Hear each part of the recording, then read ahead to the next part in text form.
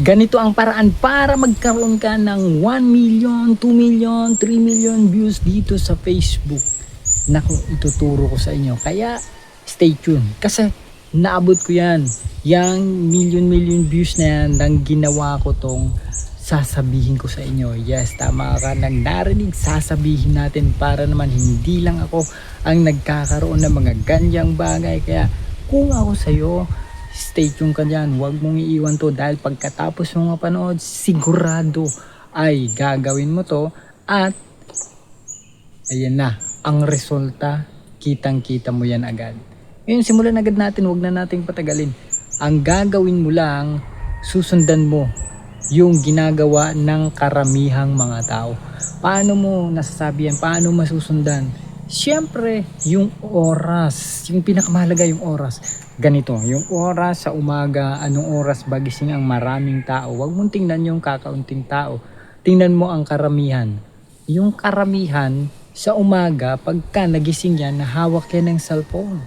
Ngayon, gabi pa lang, meron ka ng pang-upload sa umaga. Anong oras mo i-upload nga? I-upload mo siya ng alas 4. Tulog ka pa. Mag alas 5 ka. Tulog ka pa. Alas 6.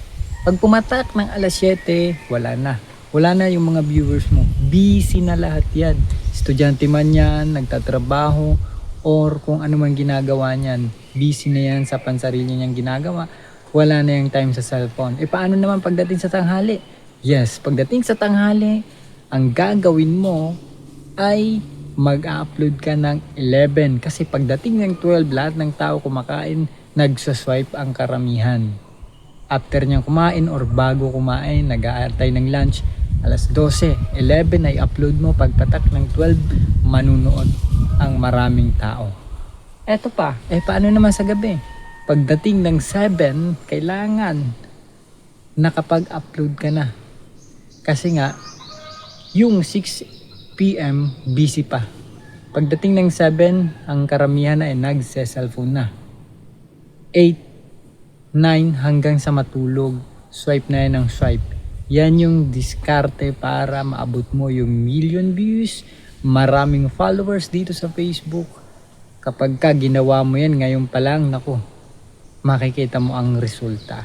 Kaya gawin mo na agad nang masubukan mo.